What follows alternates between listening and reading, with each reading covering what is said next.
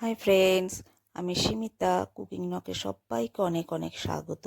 আজকে আমি তোমাদের সাথে শেয়ার করব ডিমের একটা রেসিপি। আর আজকে আমার রেসিপি হলো ধনিয়া এগ চিলি। ধনিয়া এগ চিলি বানানোর জন্য দেখো এখানে আমি ধনেপাতা নিয়েছি, 3টে ডিম, একটা কাঁচা লঙ্কা, একটা ছোট পেঁয়াজ আর 4-5 কোয়া রসুন। এগুলো সব আমি এখন মিক্সিতে দিয়ে একটা পেস্ট বানিয়ে নেব। এর মধ্যে সামান্য একটু লবণও দিয়ে দেব। দেখো আমার পেস্টটা কিন্তু রেডি হয়ে গেছে। এবার একটা বাটি নিয়ে নিয়েছি, এর মধ্যে সামান্য সর্ষের তেল দিয়েছি। এবার এই তেলটাকে আমি পুরো বাটির মধ্যে ভালো করে মাখিয়ে নেব। দেখতেই পাচ্ছ তেলটাকে কিন্তু পুরো বাটির মধ্যে খুব সুন্দর করে আমি মাখিয়ে নিচ্ছি।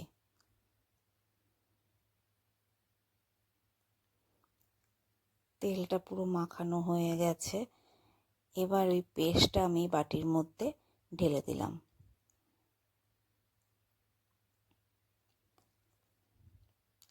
এবার একটা কড়াতে আমি জল নিয়ে নিয়েছি। এবার এর মধ্যে বসিয়ে দিচ্ছি একটা স্ট্যান্ডটা বসিয়ে দিলাম। এবার এখানে স্ট্যান্ডের উপরে আমি বাটিটা বসিয়ে দেব। বাটিটা বসিয়ে দিলাম। এবার একটা ঢাকা দিয়ে দেব, দিয়ে আমি 10-15 মিনিটের মতন এটাকে ফুটিয়ে নেব।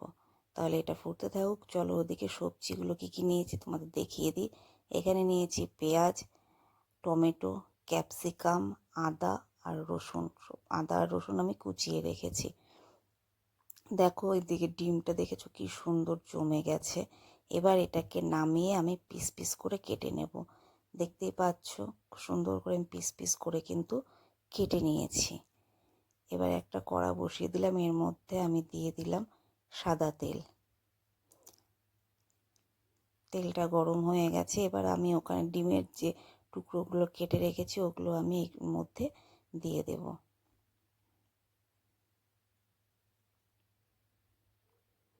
দেখো সব এখানে দিয়ে দিচ্ছি, পিসগুলো দিয়ে দিলাম। এবার এটাকে একটু ভেজে নেব। গ্যাসের ফ্লেমটা কিন্তু মিডিয়াম করে ভাজতে হবে। দেখো একটা সাইড ভাজা হয়ে গেছে। এবার এগুলোকে উল্টে দিচ্ছি, আর এক সাইডও আমি ভেজে নেব।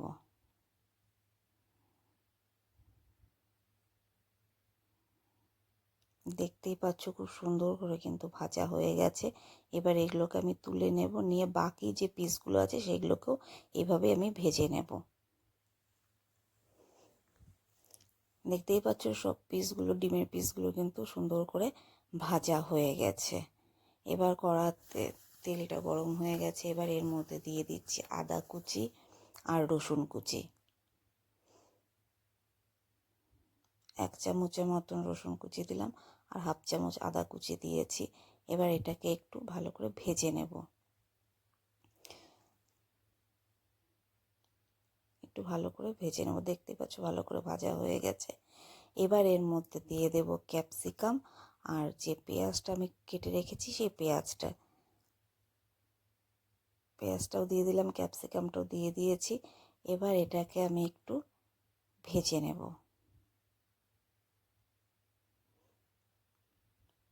এবার এই পেঁয়াজ আর ক্যাপসিকামটাকে একটু ভেজে নেব।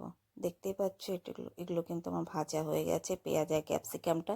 এবার এর মধ্যে আমি দিয়ে দিচ্ছি টমেটোর টুকরো দিয়ে দেব। টমেটোর টুকরোগুলো দিয়ে দিলাম, আর কিছু পেঁয়াজের পাপড়িগুলো ছাড়িয়ে রেখেছিলাম সেই পাপড়িগুলো আমি এর মধ্যে দিয়ে দিলাম।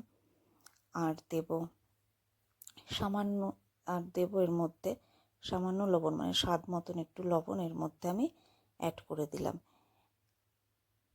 এবার এটাকে আমি একটু নেড়ে চেড়ে চাপা ঢাকা দিয়ে দেব, এটা একটু সেদ্ধ হওয়ার জন্য। চাপা ঢাকা দিয়ে দিলাম, এটা একটু সেদ্ধ হতে থাক। ওইদিকে একটা বাটির মধ্যে আমি নিয়ে নিয়েছি 1 চামচ chilli sauce, tomato chilli sauce. এবার এর মধ্যে দেব 1 চামচ ভিনিগার,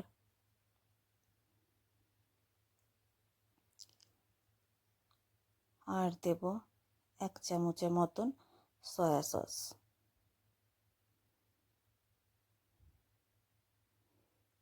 সয়া সস দিয়ে দিলাম। এবার এর মধ্যে সামান্য জল দিয়ে এগুলোকে পুরো মিশিয়ে নেব। দেখো এটা আমার কিন্তু পুরো মেশানো হয়ে গেছে। আর এদিকে দেখো সবজিগুলোও কিন্তু খুব সুন্দর সেদ্ধ হয়ে গেছে, দেখতেই পাচ্ছ সব কিন্তু ভালো সেদ্ধ হয়ে গেছে।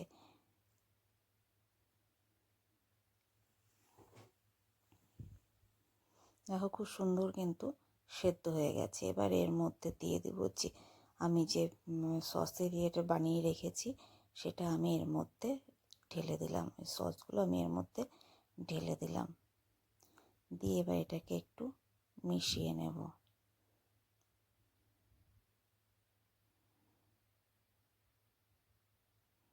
দেখতেই পাচ্ছ খুব সুন্দর কিন্তু সেদ্ধ হয়ে গেছে সব কিছু, এবং এটা মিশেও গেছে খুব সুন্দর সসের সাথে। এবার ওই বড়াগুলো আমি এর মধ্যে দিয়ে দিলাম, ডিমের যে পিসগুলো কেটে রেখেছি সেটা এর মধ্যে দিয়ে দিলাম, দিয়ে এবার এটাকে খুব ভালো করে আমি মিশিয়ে নেব।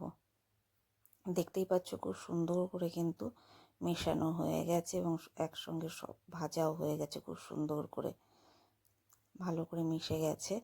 এবার এর মধ্যে দিয়ে দেব আমি 1 চামচ কর্নফ্লাওয়ার জলে গুলে রেখেছিলাম, সেই কর্নফ্লাওয়ারটা আমি এর মধ্যে ঢেলে দিলাম। আর দিয়ে দিলাম কয়েকটা কাঁচা লঙ্কা চিড়ে রেখেছি, সেই কাঁচা লঙ্কাগুলো দিয়ে দিলাম। আর দেব এর মধ্যে সামান্য চিনি, এই স্বাদটাকে ব্যালেন্স করার জন্য সামান্য একটু চিনি আমি এর মধ্যে দিয়ে দিলাম। দেখতেই পাচ্ছ খুব সুন্দর কিন্তু হয়ে গেছে, ফাইনালি রেডি হয়ে গেছে আমার ধনিয়া এগ চিলি। দেখতেই পাচ্ছ। এবার গ্যাসটাকে অফ করে আমি এটা নামিয়ে নেব।